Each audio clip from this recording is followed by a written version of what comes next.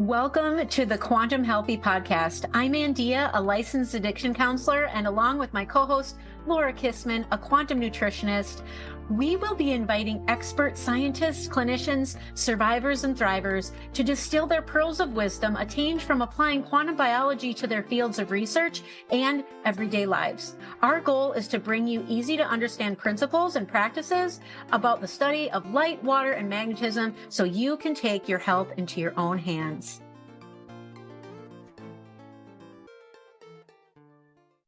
Hello, everyone. Welcome to the Quantum Healthy Podcast. Today we have beautiful human. I'm so grateful to have Kelley Erickson on the podcast today. She is a functional mental health practitioner, functional nutrition coach, and holistic health practitioner who specializes in helping women restore their vitality after childhood trauma. I have a huge connection to Kelley, and that will probably come out. I'm going to let her share her story. I know you have helped so many people, and your Instagram, I know, is just a plethora of knowledge, and I love everything that you are bringing to the quantum biology space and and I know it's from hard work and study because I'm doing the same thing. So I know that it doesn't come super easy to know all the ins and outs of the things that we normally don't actually, all these little nuances. And we're just so excited to have you today to go down some quantum rabbit holes with us. But why don't we start just to let you know, or let us know your story a little bit and how you got to the quantum biology. Sure. So, I grew up with pretty significant childhood trauma. Like when I've done the ACEs test, I score a 10 out of 10. What can I ask what an ACE? People won't know what ACE is. Adverse childhood experiences. So it's like, did you experience domestic violence in the home? Did you experience a parent that went to jail or was absent? Did you experience poverty? Drug abuse, et cetera, et cetera? And so what they say is that the higher your ACEs score, the more likely you are to experience difficulties as an adult. So that could be learning difficulties, mental health challenges, physical health problems, so obesity, diabetes, etc. And then obviously things like addiction. And so yeah, that's kind of how I navigated childhood. Was really just not very pleasant. I wouldn't wish it on anyone, really. But I was a pretty strong-willed person. I was also smart. So I had some kind of tools just kind of built into me that allowed me to kind of navigate it differently than maybe like my sisters or my brother. And so I moved through life from an outsider's perspective. It kind of looked pretty normal. I held pretty good jobs. I had decent relationships, but on the inside, I was a pretty big mess. And I started drinking pretty early. I got drunk for the first time in fourth grade. So I was like 9 or 10, but that wasn't a regular thing. But by middle school, I was drinking regularly, like socially. And then I met a boy in high school that didn't drink. And so I cut it out. And then by the time high school ended, we dated for like 3.5 years. I returned to drinking and then it progressed. And so by my early 20s, I was pretty comfortable drinking alone, which, isn't a very good sign. But I was still navigating life like other people. I held down pretty good jobs. I was managers and all of my, positions, etc. But the alcoholism just it progressed. It was a tool at first that I used to access like the social part of me. I had massive anxiety. I didn't know how to be a person around other people because of everything that I was like trying to keep hidden about my life. So, initially alcohol was that tool. I could socialize, I could laugh, I could be funny, I could relax, I could turn off all those million voices in my head and be a person. But I always over drank. I was always drinking way more than other people were. And then later in life, alcohol became a way that I could access my anger, because that was something that I didn't have a lot of access to on my own. So, it really turned against me. It wasn't a pleasant experience. And I got married and I started having children. And of course, as soon as I started having children, the conflict became bigger. I didn't want to be a drinker and raise children. So I developed all these rules around drinking, like I could only drink when they were starting to go to bed, or, like all of these crazy things to try to control it and not have it impact them, because they didn't want it to impact them. But inevitably it does. It seeps into every aspect of your life. So my oldest son was, I don't know, 7 or 8 when I started to recognize that there just wasn't, I mean, I saw it coming for a while, but around the age of 7 or 8, it was like undeniable that there was something going on with him. And so part of the healing process for him, or like figuring out how to help him, I knew I had to help myself. Like I knew I had to get out of the drinking. And so that's really what fueled my recovery, I guess, was really wanting to be that mother and to be able to provide for him what he desperately needed. So I went to treatment after what appears, my thoughts on addiction are very different than what they used to be, and probably don't fall so in line with the mainstream idea of addiction. But what people would call failed attempts, I had several failed attempts at trying to quit drinking. I could go stretches of time, 6 months, 9 months, 10 months, but then I'd go right back to it. And so the last time I decided I had to step away from my family, I went to rehab. I flew thousands of miles to be away from them so that I wouldn't be tempted to quit or anything. But so I did. I got sober, and we had decided right before I got sober that we were going to sell our house in Seattle and pull our kids out of school and really try to focus on being a family. And so this kind of played into my sobriety. I knew I couldn't live in an RV with 5 people and be a drinker and try to hide it. And, so when I got back from rehab, we weren't in our house anymore. We bought an RV and we traveled around the country. And initially it was just going to be a year. We ended up doing it for almost 4 years. So I kind of raised my kids in a lot of ways in an That's RV. amazing. Yeah, it was pretty cool. I mean, we had so many wonderful experiences, but as they were getting bigger, right? Like us all living in an RV didn't really kind of make sense anymore either. But so in the process of all this, we were living in the RV, we were in Arizona, and something about my son's health really kind of struck me as like urgent. And so I got online and I started looking for doctors. I found a local naturopath that I took him to. And when we got the blood work back, he had, said it was quite possible that my son would, this gets me every time, that he would develop bipolar or schizophrenia, and that his blood work reflected that of an adult who had already been diagnosed. This was the first time that anything even kind of resembled what I'd been experiencing with him. There were just, he had already been diagnosed with Tourette's, but that didn't explain everything. And the doctors didn't tell us that when you have one of these things, that there's likely to be many other issues stacked on top, right?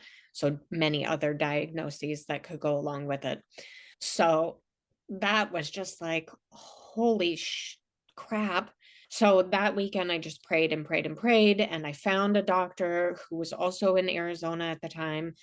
And she got us into her office and she told us about the sun, and she told us about the ketogenic diet, and she told us about all of these things. And we started it. I did it with him because most of the things that I asked him to do for health reasons, I would do it with him because I never wanted him to feel like he was alone. But also subconsciously, I think I was seeking some sort of resolution for the things that were going on inside of me. So I did the ketogenic diet with him. I did the sunshine, and my life began to drastically, drastically change. Like something woke up inside of me that at the time I didn't have the words for. Like I could not explain how is eating the ketogenic diet and getting out in the sun, like how is that shifting some sort of trauma responses inside of me? And so I got Kelley, to can you study. tell people how many years you were in recovery from addiction at this point that you introduced yourself to the sun? It was about it would have been pushing close to 2 years.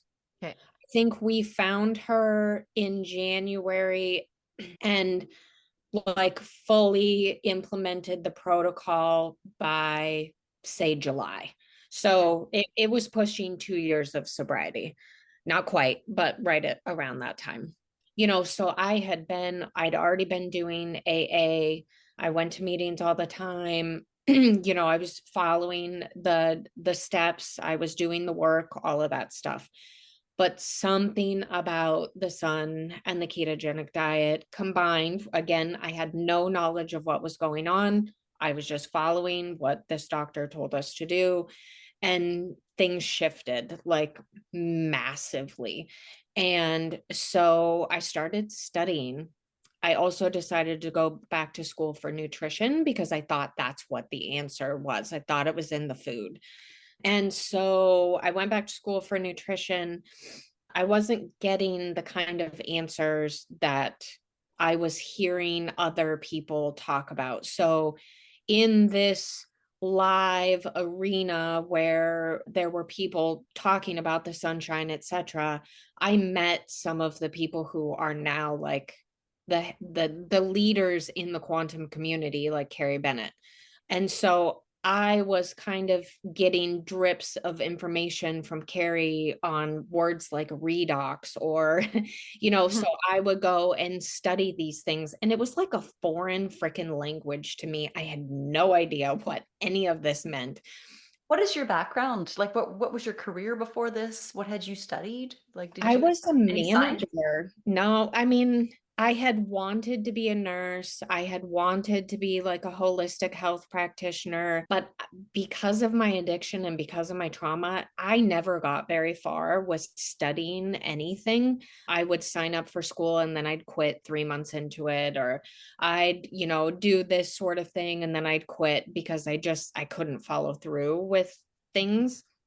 So I was just a manager. I worked at a FedEx Kinko's. I managed a furniture store. I was a project manager at a web development company. So I had some medical terminology in my background. Oh, I was a pharmacy technician for a while. So I had terminology. I had some base level, like real base level understanding, but not for the words and the concepts that I was hearing. Like in high school, I didn't take biology. I took the basic earth sciences. Nothing. I didn't push myself in that arena at all. So while I was going to school, I was also studying on the side for this like quantum information, right? And I don't even know that it was being called quantum that I had heard yet at this point. Circadian? Was it called circadian?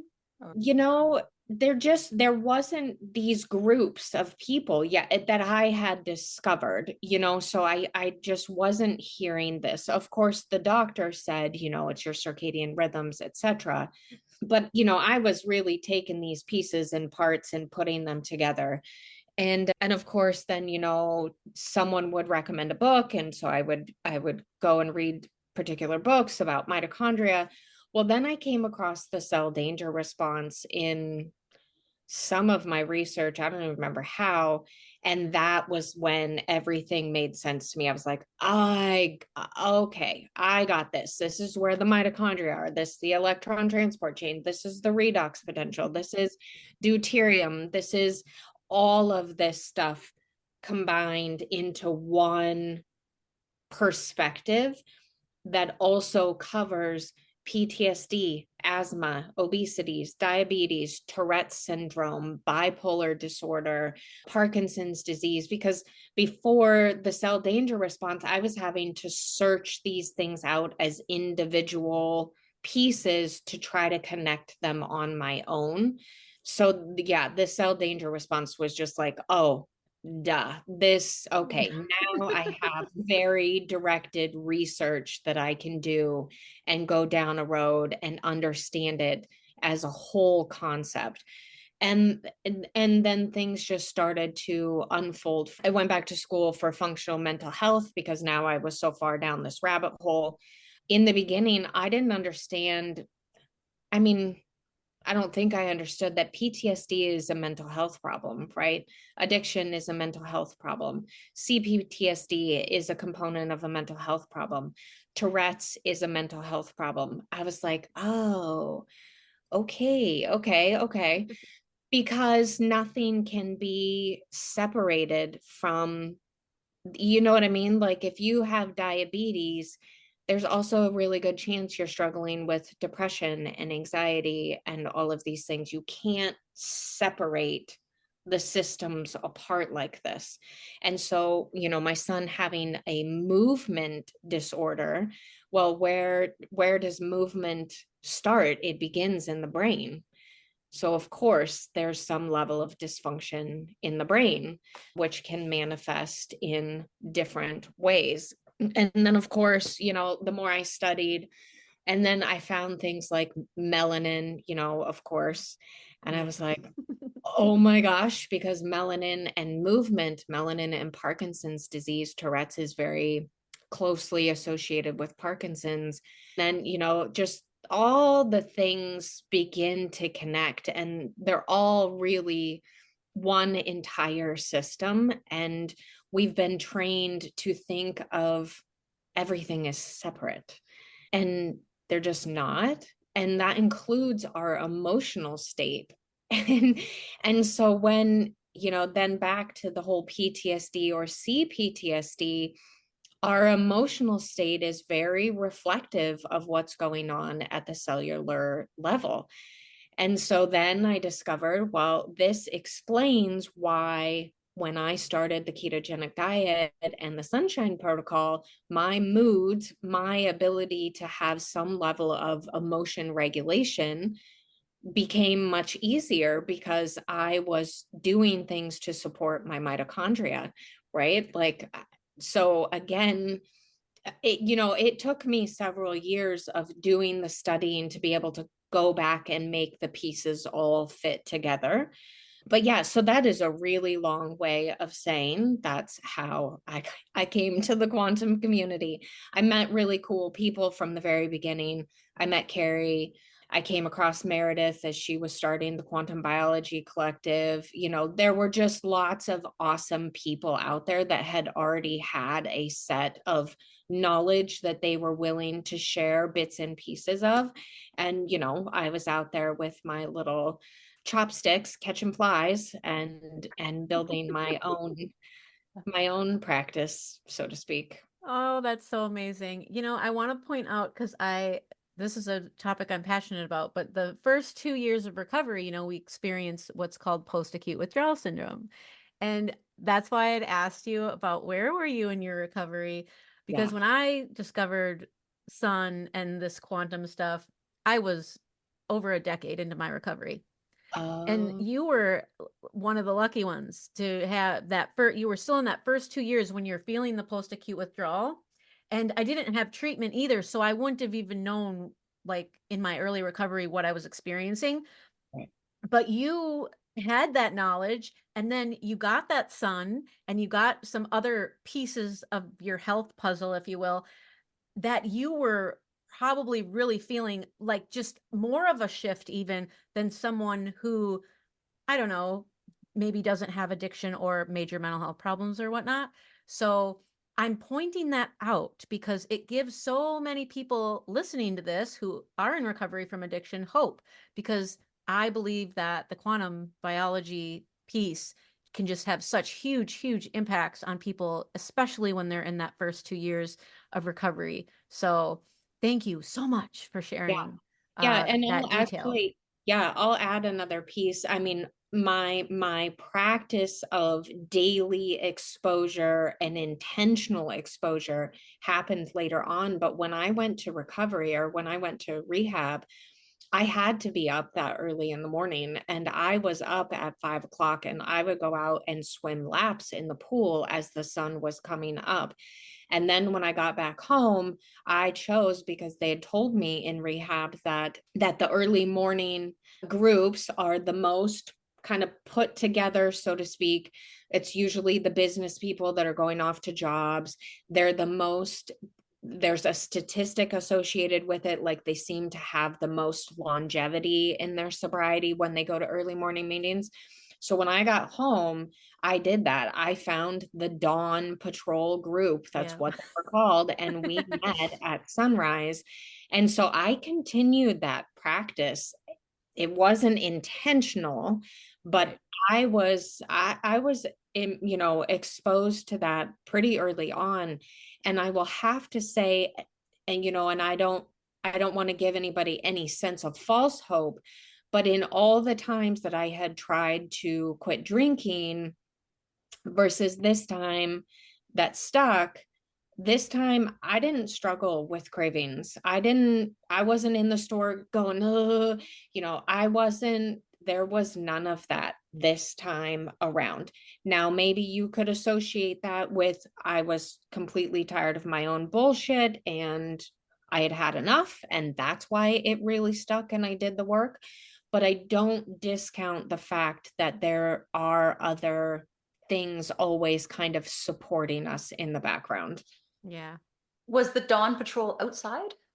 It Like, wasn't, but I am an early bird. I don't like to be late for anything, hence the podcast coming 30 minutes early. So I was always early sitting in the parking lot with my window down, waiting for the people to show up. And then I would help set up the coffee, help set up the tables, etc. So it wasn't set at sunrise and we didn't meet outside, but I was always there at the time when the sun seemed to be coming up. That's awesome. I won't promise I won't make this a tangent, but I have to mention this thought that came up earlier. You just mentioned coffee, and obviously they're offering coffee. I'm just got it. I just arrived. My Caffeine Blues book, Andeea. This was talked about in our last episode. She's read it, and she's on a no co she's quit coffee, and Day I have 14. day 14. Okay, and I haven't officially quit chocolate, but I have quit dark chocolate, and that's my aim because that is my little drug of no choice. And what the thought, to tie it back to something you said when you were talking about all the alcohol. Wow, I didn't know the journey went on, and that you had tried several times, but I had this thought. I think she needs to write the Alcohol Blues book. Yeah, yeah. Because apparently this Caffeine Blues book, it's pretty tough not to quit it once you've read it. Mm. So yeah, Yeah, so I might have to check that out too.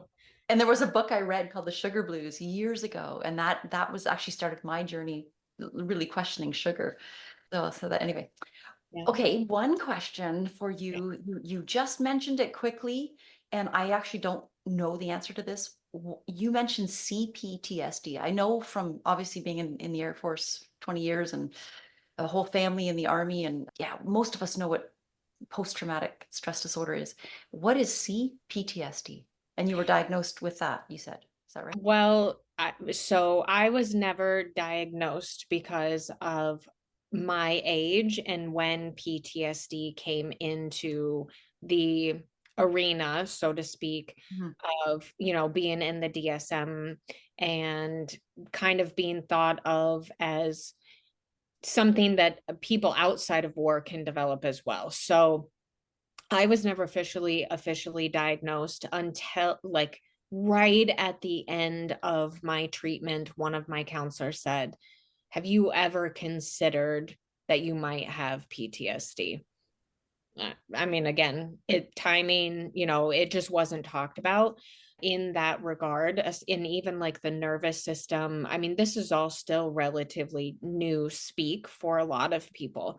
So CPTSD is complex post-traumatic stress disorder, and that really refers to, like, PTSD is typically a one-time event that causes the traumatic response in the body, and it presents slightly different.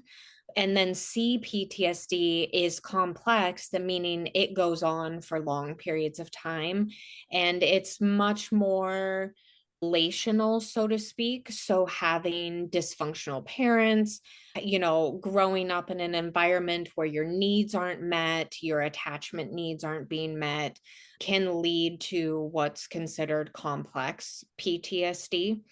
And so PTSD, I like to think of it as, this is a lot of the physical manifestation of what we know to be PTSD. We have disruptions in circadian rhythms. That's like the top symptom of PTSD.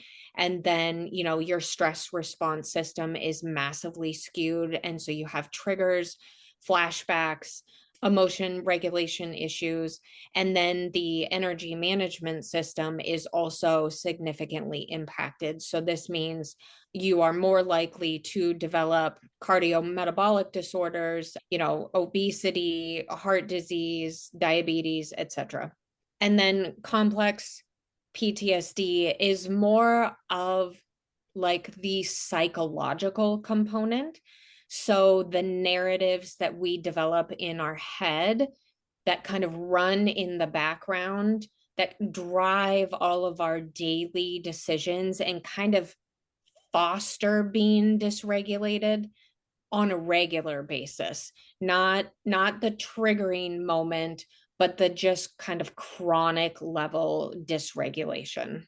That was really clear. Thank you. Yeah, you're welcome. Yeah. Okay. We're going to try and connect one dot here with the quantum biology side. Okay. Is, what would you say childhood trauma, and you mentioned ACEs, right? Mm-hmm. And blue light toxicity have in common? So it's so I just mentioned the circadian timing system, the stress response system, and the energy management system. These are three of the primary like regulators of our physiology, and they all converge. So trauma, ACEs, having adverse childhood experiences, and artificial blue light, they all converge on this physiological response that our body has to kind of adapt and get us through. And so in this modern world, it's kind of tricky, and I don't want to minimize anyone's experience. That's not what I'm doing at all, but just to kind of highlight the overlap here. So we are all exposed to artificial blue light, like, and unless you live somewhere out in the jungle, somewhere away from this, you've got street lights, you walk into a grocery store, you're driving down the street at 8 o'clock at night, you've got all the, signs that you're passing by. And then what's in your house? Like, we all have lights in our house. So artificial blue light is extremely toxic to the body when we don't know how to manage it properly. So it can completely disrupt our circadian rhythms, or our circadian timing system. It completely disrupts our stress response system, and then it disrupts our energy management system. All of this can make you dysregulated and feel very unsettled about life, not being able to respond to daily stressors within reason, right? Well, that's also what trauma or having adverse childhood experiences does to us. And pause. Yeah, well, yes, yeah. But so, do you really have childhood trauma or like unresolved childhood trauma. So I'm not trying to minimize anybody's experience. Or is this a byproduct of your modern living that you can't regulate yourself effectively?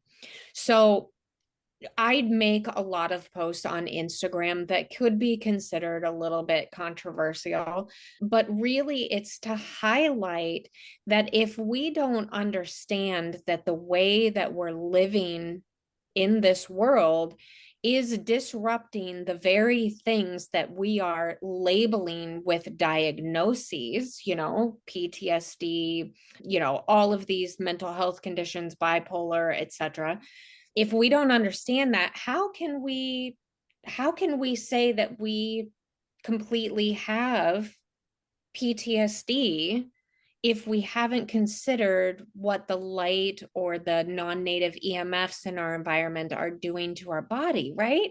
So it just Yes. seems like a very easy, I don't want to say easy though either, because it's hard. It's changing things in life is hard.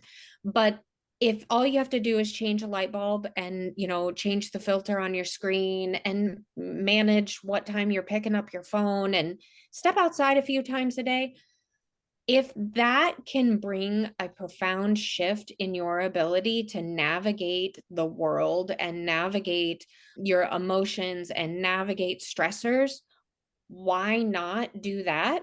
And then see what's left over for you to dig into, because you might be trying to dig into something that's just a byproduct of how you're living. Oh, So, you yeah. know, I know that my Instagram posts can infuriate the nervous system people. Sometimes I press buttons and they're like, "Oh, that's not what it is." But it's really just to highlight that they're really interconnected and they can't be separated. And until you put the effort in and you separate them, and then you know what you're left with. Yeah. No, that is wow. Wow. So So glad you so true. We explained have that. to look at the light and we just haven't been the light story has been, it's not in the research, it's not in the professional, I don't even know what. The DSM Yeah, or yeah, yes, it's not in the repertoire that we do not ask questions about the environment, is my point. Yeah. Yep. And we need to be. something that Andeea, you bring up always with pause, and I just love the connection that you made. But I've now seen it in your posts, Kelley, and I just love the two of you. You're connected as well, but is dopamine. Yeah. Mm-hmm. It's Yeah. Yeah, I dopamine. wanted to ask the dopamine question before we left this topic. So, do you want to Yeah. ask the dopamine and loneliness post PTSD? Oh no, you do it. You do it. All right. Well, okay. So, can you help us? You had a post about this. Can you help us understand how the blue light can play a role in this and how might it be contributing to the epidemic of loneliness, addiction, and aggression? Yeah. So blue light, like I said, is extremely toxic. We have dopamine receptors in our eyes, and this is primarily one of the ways that we take in artificial blue light is through the eyes. And it does a whole bunch of things, but it makes your eyes hypoxic essentially, so like lacking oxygen. It triggers a bunch of processes, and one of them that gets triggered is dopamine. And so when we are staring at a device or constantly swiping all the time, we are getting a dopamine hit, which makes it so when we put these devices down or we, try to turn them off, we're bored, we're understimulated, we're not getting that same kind of chronic, obsessive dopamine hit from these devices in real life. Like real life doesn't give you that kind of dopamine response. We would have gotten dopamine from hunting, connection, being outdoors, things like that in the past. And the kind of dopamine hits that we're getting from these devices is just like to an extreme, and then it desensitizes the dopamine receptors. So not only are we getting these massive amounts at one time, but then they become less sensitive to the dopamine responses. And dopamine is deeply involved in our our desire to connect with other people, and it fuels social interaction. And so when our dopamine is completely dysregulated, either being way overstimulated or can't be stimulated because it's been desensitized, it leads to these behaviors that are isolation. You don't want to go be around other people because you don't feel very good. And when you don't feel good, right, you don't want, you have little desire to connect with other people, but also you're seeking the dopamine hit, the kind of hit that you got from your device that you can't get from people now. Like, your interactions with people feels very dull, like someone, brushed over it with brown paint instead of this bright yellow, orange, attractive, energetic color. Now the world is painted in this dull brown, and it just seems so boring, and you don't want to engage with other people. So it's leading to this generation of children, young adults who are struggling with things like depression and isolating behaviors, but they're also blaming it on, again, this might get me in a little bit of trouble.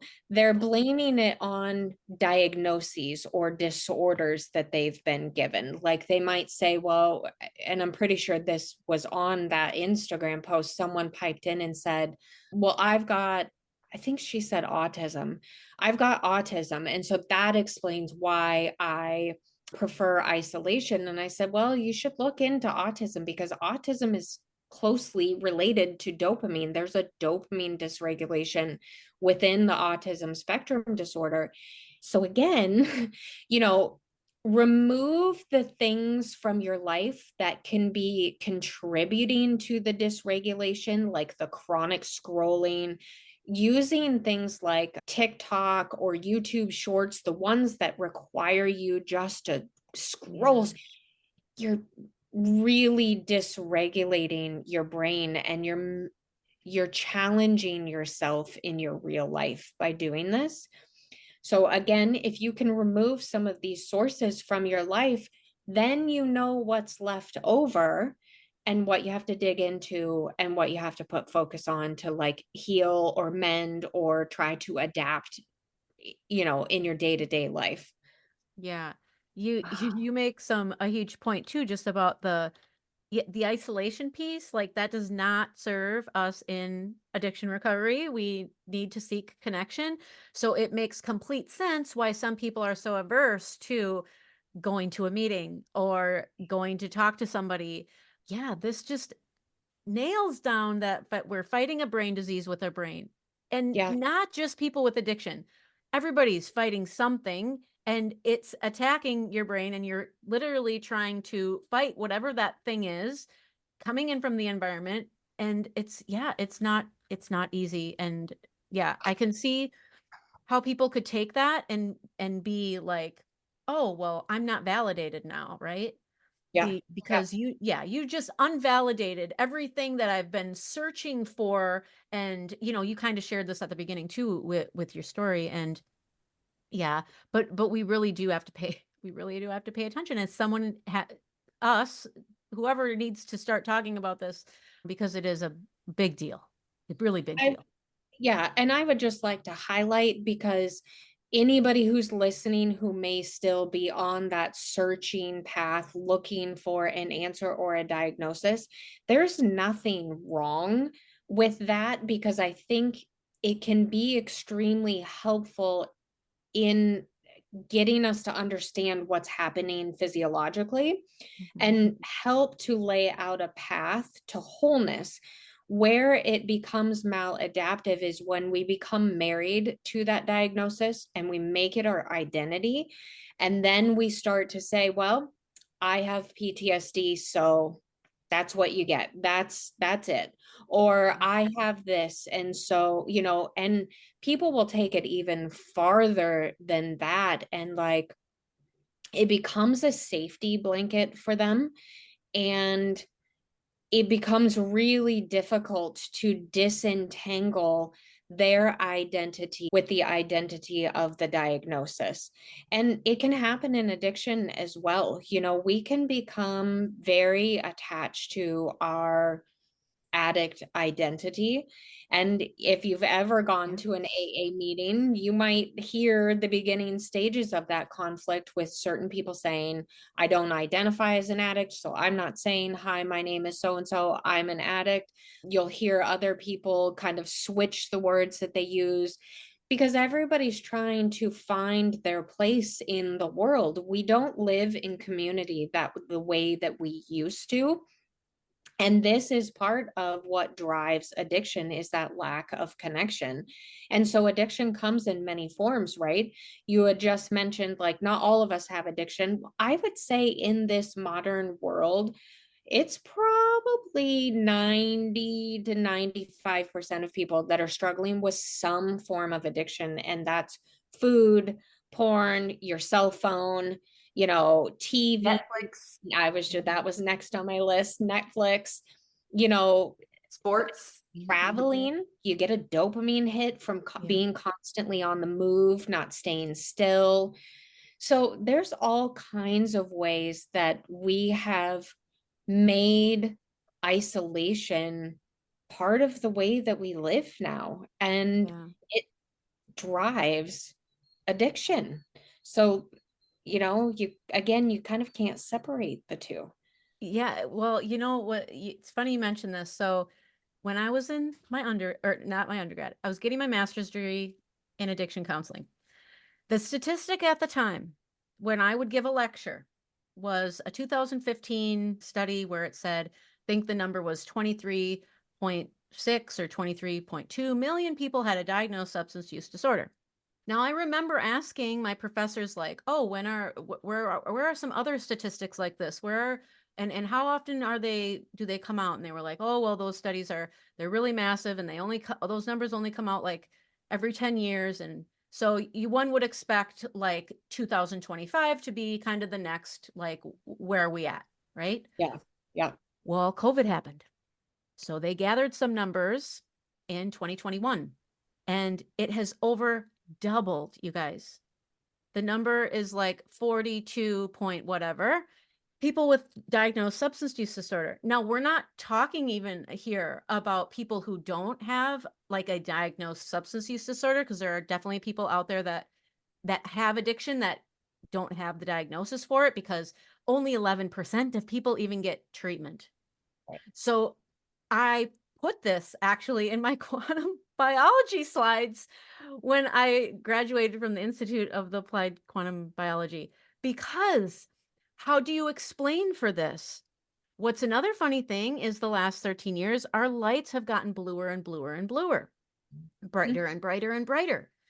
So there has to be some kind, it might not be the entire explanation, because definitely COVID, we were isolating. There were a lot of factors here, lots of variables, but I do feel that light plays a huge role in people that might not have the gene, if you will, for addiction. In fact, I know someone who got their genes tested, and they don't have the gene of addiction, yet they had diagnosed alcoholism. So, we can get addiction from our environment and the things that we are participating in behavioral wise. And that's the reality that we're living in. So yes, 100% agree. It is in this modern world, many of us are, if we don't have a substance use disorder of some kind, or we're not abusing some kind of substance, there's some type of behavioral something going on. And it might not wreak havoc in your life where death is coming to knock on your door, and it hasn't ruined all the relationships in your life, but you may have underlying health issues that you don't know what the cause is and all that. So yeah, I'll get Or off my just, soapbox now, but yeah, but even just minor things, like how many people just scrolling through Instagram, for example, these beautiful influencers that are, they drink on the weekends, they're having a great time.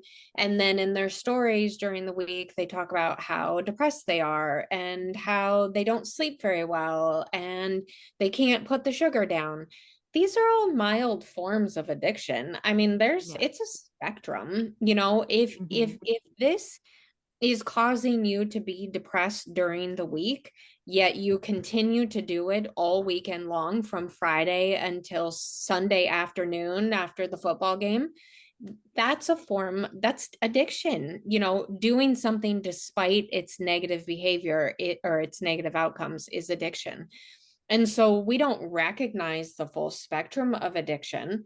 But I can say on my cell phone, when I stare at it for an hour and 25 minutes, and then I have an upset stomach and a mild headache and I feel a little bit anxious, that's an addiction. I still do it regardless of the fact that it Yeah. makes me not feel well. So it really is a bigger problem. And I think just in general, with all of the talk around trauma and people wanting to regulate their nervous system, I mean, some of the basic things you can do to try to regulate your nervous system is to cut out the artificial sources of light as much as you can, right? Open your window a little bit. I don't know if you can hear the birds chirping, right? Like, put filters on your screen. There are all kinds of little tweaks that you can do throughout your day that don't massively change how you're living your life. They just filter out some stuff that is really negative and has negative consequences on your health, you know? Yeah. Kelley, on the nervous system, got a couple of questions for you.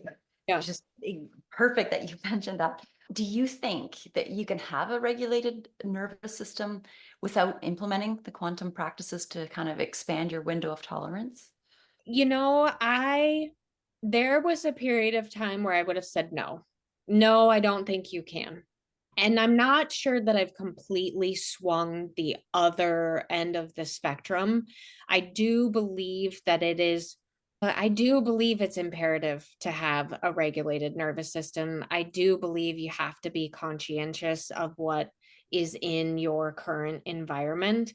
That said, I have watched so many people, including myself, go to the extreme of like stressing chronically over, oh my gosh, that light isn't the right light bulb. And my husband has on a light in the other room and it's after sunset. Or I can't go over to my friend's house for dinner because they don't have the right kind of light, being equally as impactful as, you know? So, We need a new term like orthorexia for dietary. We well, need yeah. a new one for the quantum. I mean, but I think that there is, when you embark on any healing journey, especially if you come from a really dark space like I did, I had to use a lot of force to get me out of where I was. I was, now with this understanding of the nervous system, I was in a state of collapse. Like, I was in freeze mode. I was super overweight. I was leptin resistant, all the things, right? I did not have the energy to move through the day, but the gas pedal was still being pushed.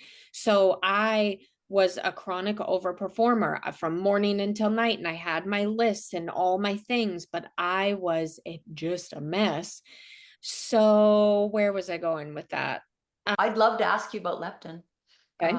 Okay, because Yeah. you mentioned it. Yeah. Our audience doesn't know a whole lot about leptin. It's a fat hormone that docks in the hypothalamus. I don't know if we've mentioned it, but it Okay. should dock there every night, and kind of it's like this energy accountant, to Yes. figure out, Yes. did we eat enough today? Did we exercise too much? All these things.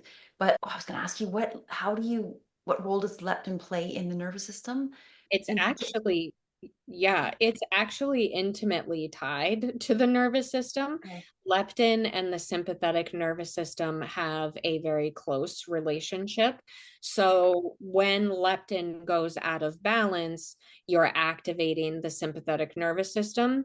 But also in reverse, when the sympathetic nervous system is activated, it will send leptin out of balance.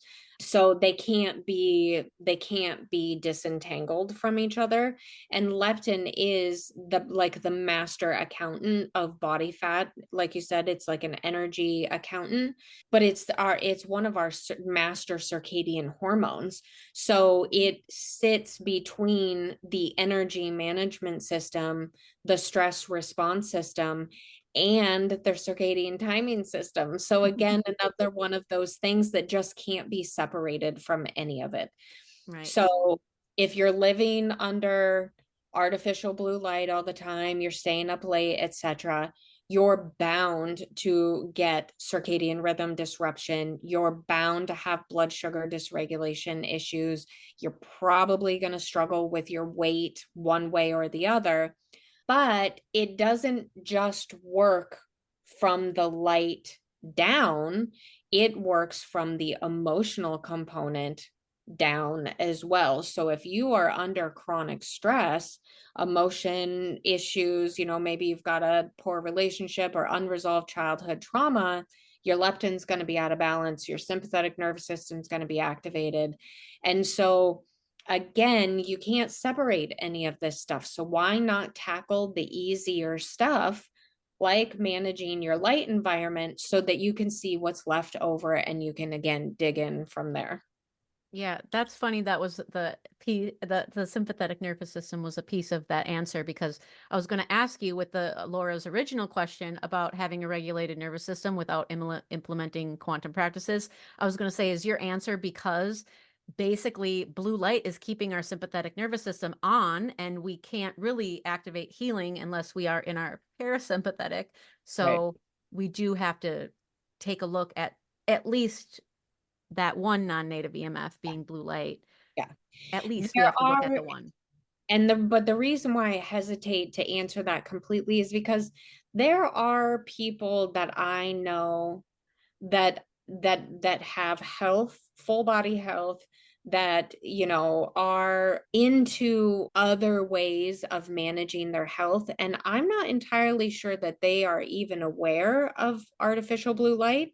Mm, And they're pretty regulated. okay. So it makes me wonder that if you're not stuck in what I call trauma consciousness, like if you have higher vibrational emotional states, if you can't become like your own personal Faraday cage, because right, emotions are a frequency, this light is a frequency, non-native EMFs that we get from these devices, those are a frequency. So I'm just curious if when you get to that kind of higher vibrational emotional states where you kind of embody love, not just that you love people, but you embody love, if that isn't kind of your own personal protection, so to speak. So that's why I kind of hesitated to answer that completely. Yeah. No, that's beautiful. And That's we never really so want to swing one way or the other, because there's always going to be nuance. Yeah. And yeah, we don't want to have black and white thinking around what we are trying to do to help people. Like we want, yeah, we want balance and everything. that is so profound. The Faraday cage, personal Faraday cage. Oh my God. Okay. You're the subject that when we contacted you to have you on, you said you would love to speak to this. So I'm going to ask the question because I don't know the time right now, but we got to get this one out because we want to talk emotions. Okay. How are emotions a quantum phenomenon? May have already answered it, but Yeah. yeah, it's a question. So I mean it was kind of hidden in there. Emotions are a frequency. They emit a frequency within the body. And so we have these lower vibrational states of shame, fear, anger, resentment, and those emit their own low frequency. And then as we move up in the emotion range, we get to things like love, forgiveness, those sorts of things. And those emit a very high vibration. And so when it's not as easy as it sounds, but just for purposes of speaking on a podcast, if you can get yourself to vibrate in a state of love, you are emitting a frequency to your cells, to your heart, to your brain that speaks of coherence. And everything needs to be in coherence, which everything needs to operate at their own optimal frequency to speak a language that everything within the body understands. Well, these lower vibrational emotions, they are not coherent. They're very chaotic. They cause chaos. And so when we are sitting in this emotional state of fear or anger or resentment from leftover wounds, we're like perpetuating disease at the cellular level. We are like quite literally sending the frequency of disease to our cells, and they just can't overcome that constant negative input. And so that really does make emotions a quantum process. But also in reverse, when we have dysfunctional cells, when our mitochondria are already in a state of dysfunction, like in the cell danger response, they are emitting a frequency of danger. They are sending out these signals to the cells around them that say, hey, look out, we've got problems here. So protect yourself or come and help us protect ourselves. So again, frequency, you can't separate it. And so if your cells are sending danger signals, what do you think your mind is getting? Signals of danger. And right when we talk about the nervous system, it's all about danger versus safety. So sending safety signals. So very early on, I adapted the language of safety signaling to your mitochondria, to your hypothalamus, and to your nervous system. And you're creating an environment of optimal healing. And we could take it farther than that, but like we are all energy. We all are emitting a frequency. Our cells emit frequencies, our heart emits a frequency, our whole body emits a frequency. And when we come into contact with other people, we come into contact with their frequency first. And so your aura or your energetic frequency is informing my aura about what state you're currently in. And so we are exchanging information with each other without ever having to speak words or touch, which is very interesting when you think about what happened a couple of years ago and how much distance we had to put between ourselves in order to stay safe. And so it's really important to have these connections with other human beings, and we can support their healing with our frequency. So we can emit our coherence into the environment, and we can help stabilize the people around us with our stability.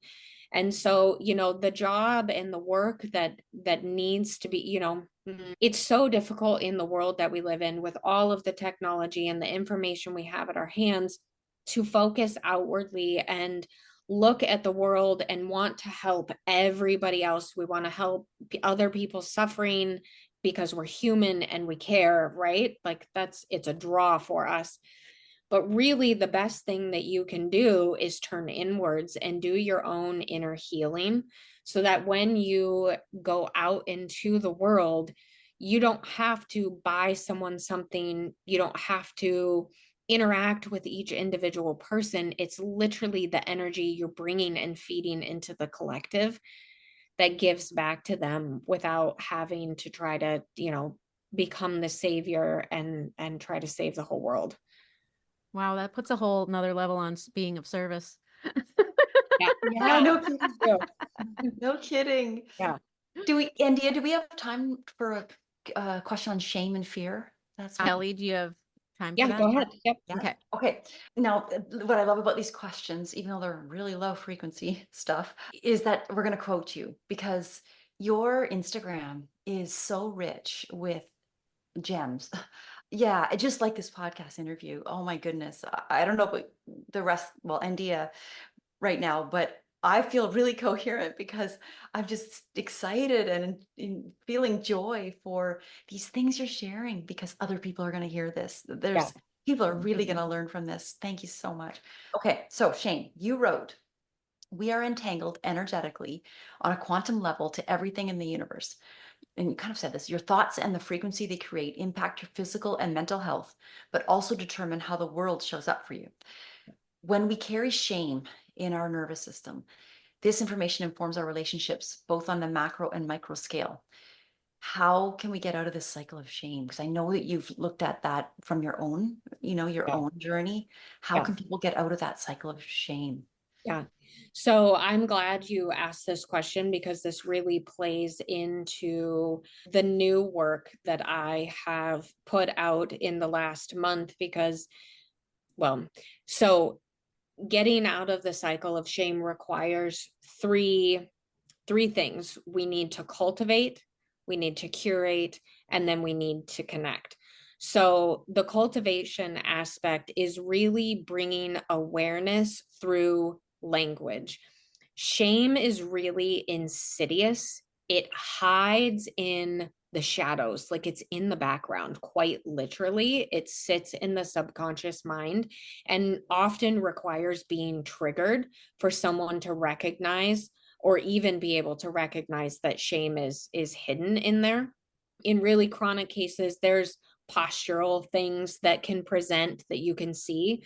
But so we need to cultivate an awareness through language. And this is really what I've been trying to put a lot of attention towards, because when you grow up in an environment that is dominated by traumatic experiences, but also just having parents that aren't very emotionally aware, we don't develop the language around our emotional landscape. It's really, really lacking. Like, I thought I was a pretty emotionally aware parent, and I was still not providing the kind of language someone needs to develop awareness around their emotions. So, the first way out of shame is to work to cultivate the awareness. And then you want to curate. And this is a process that I find to be helpful when you work with someone else, but it can be done in isolation, I think, with the right tools. This is the stage where we are going to choose what we want to keep, what we want to discard, and what we want to prioritize. And this is a lot of the narrative, like delving into what are the storylines that are attached to this emotion, because it's not the emotion that's the problem, it's what we've internalized because of that emotion. And so we all do it, we all develop, and they're split second narratives. They pop up and they disappear, and they can be tricky. That's why I made the reference in the beginning, with the chopsticks and the flies, because it is quite literally that kind of game that you're playing with your own thoughts. And then from there, connect. And so when we are in the third and final stage of connect, it's not just connection with ourselves and other people, but it's connecting that cultivation and that curation. So we move from intellectualization to embodiment. We go from understanding the process to being able to live the process. And this is where I see a lot of people get hung up in when they're doing the journey on their own. So many brilliant, brilliant women come to me and they have all the knowledge, they have put together the pieces, they have done their research, but they're really struggling to embody the whole process. And so that's where we have to get the mind kind of out of the way, and we have to drop into ourselves in a different way. And working with a practitioner who can kind of facilitate this movement in you by kind of mirroring back to you what it feels like to be embodied, again, back to that resonant frequency, And then from there, rinse and repeat. We can just keep doing it over and over and over again because, there's a lot of stuff buried in there for many of us people. It's like a gold mine in there. Yes, there it totally is. Kelley, you had a post on that on shame called Suicide Shame Loads the Gun, Mm, non-EMFs pull the trigger, yeah. which I found really powerful. And I actually commented on your Instagram because it Yes. brought me back to Dr. Jack Cruz's post that called Suicide by Light. And I actually like took all the pictures of all the people that he listed, all these musicians and that had Oh, suicided, what he felt had suicided by artificial blue light and this where they ended up on drugs and yeah, not outdoors. And then eventually all the circumstances, if you really look at it from that perspective, it's like, oh, wow, could that really have been the factor, right? One of the biggest factors. But yeah. anyway, that's the aside. But that your post, how can those two, shame and non-native electromagnetic fields, how do you feel they combine to make the perfect storm, as you wrote in this really incredible post? Yeah, I think shame makes the psyche, the ego, very, very vulnerable. The deeper we have it buried into the subconscious mind, the more fragile the mental state becomes.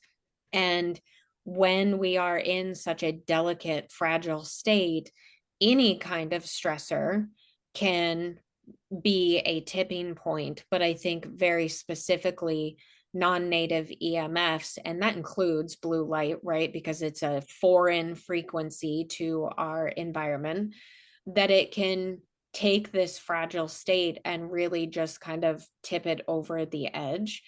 But I do, and I've seen Dr. Cruz. I don't know that post specifically that you're talking about, but he has said it before, maybe on a podcast, that he had thought that the state of the mental health, in this country was due to artificial light.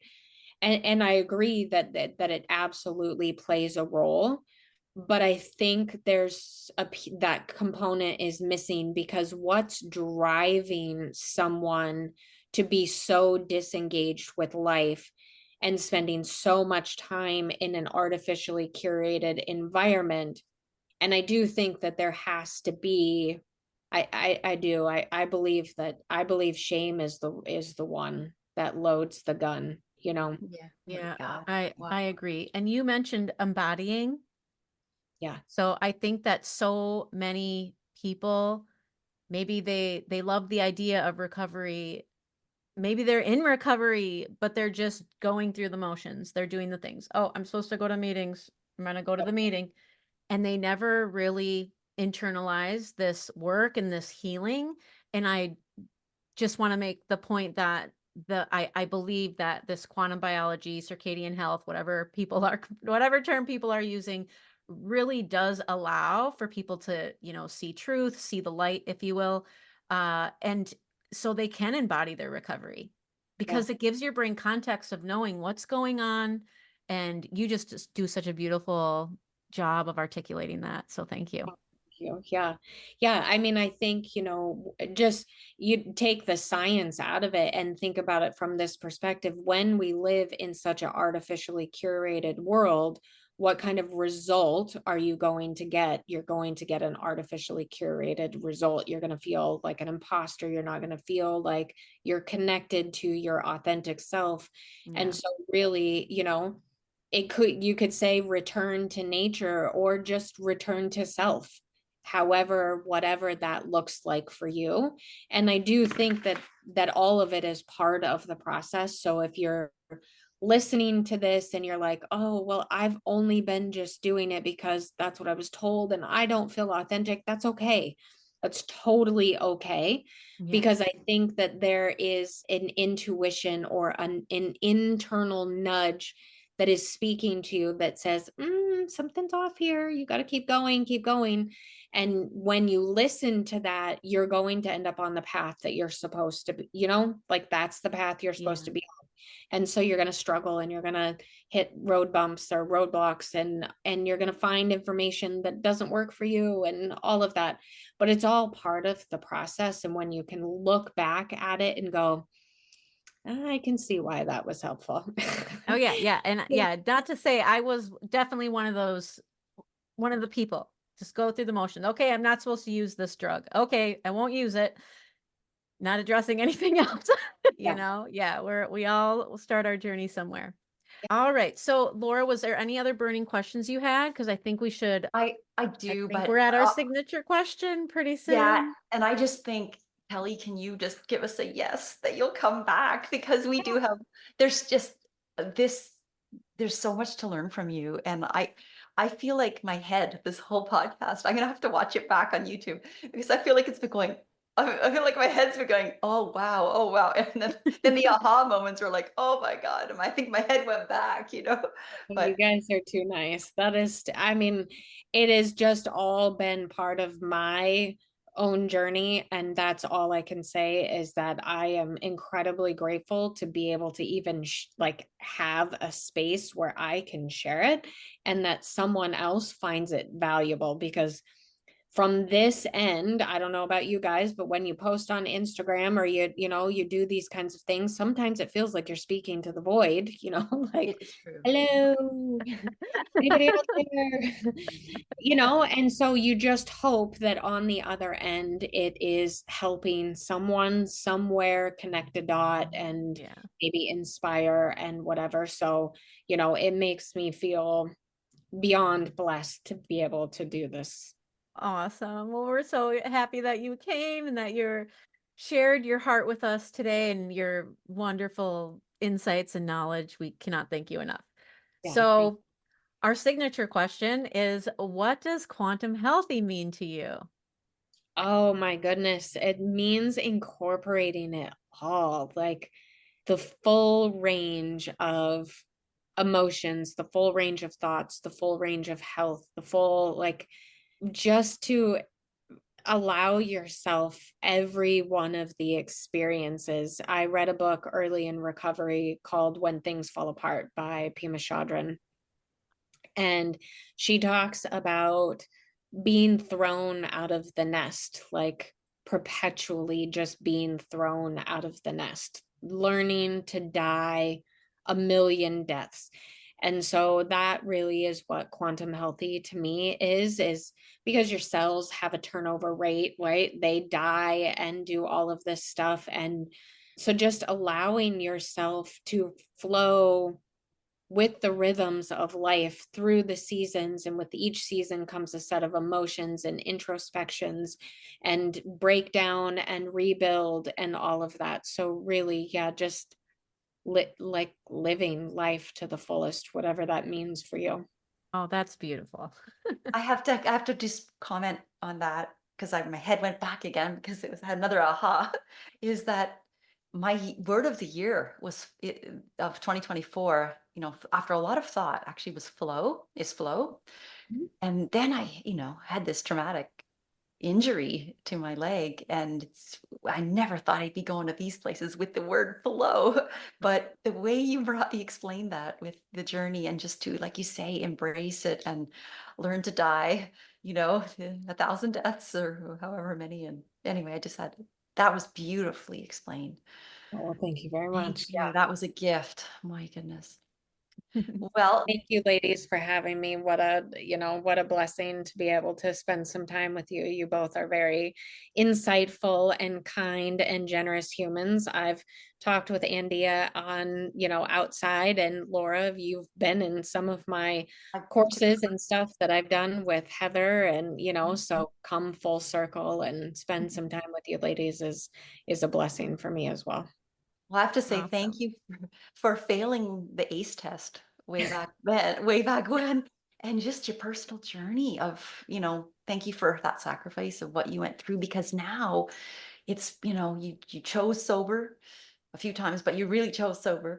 And just having, now you have this dopamine, the persistence to examine emotions, and all these things like trauma consciousness, things you've taught us today, the cell danger response. These are things that are new to some of us.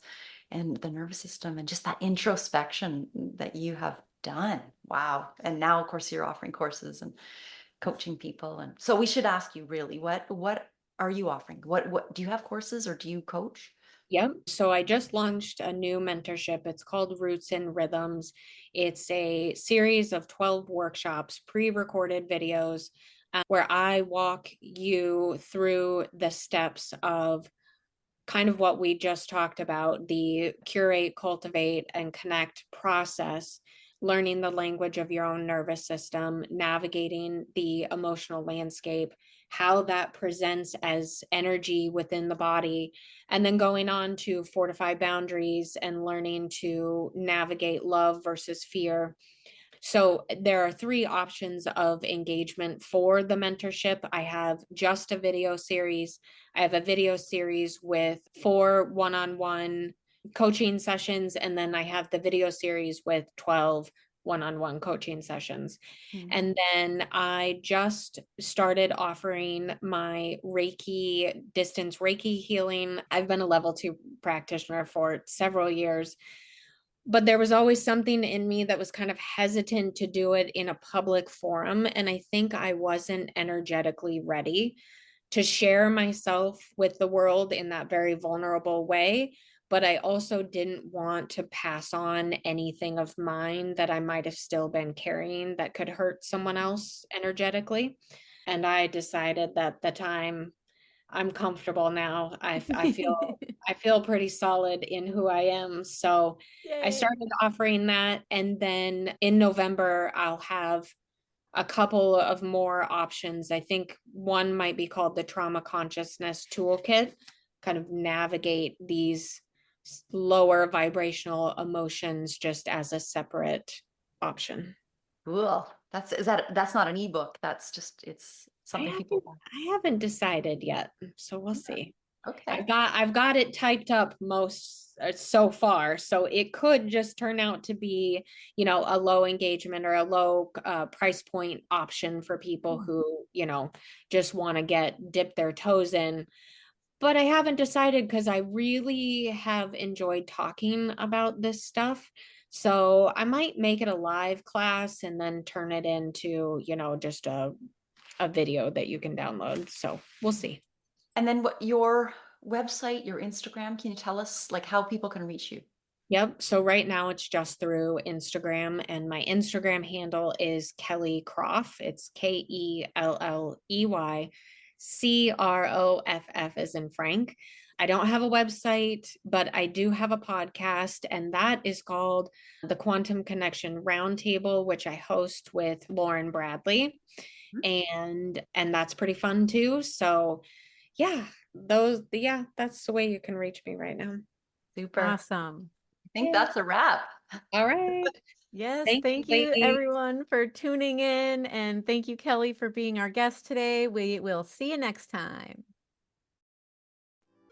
Thank you so much for listening to the Quantum Healthy Podcast. We hope you found some value in this information, and if you feel inspired, please share it and leave us a 5-star review. This will help us reach so many more people. If you want to connect with Laura, you can find her at laurakissmannwellness.com and Andeea at andeearay.com.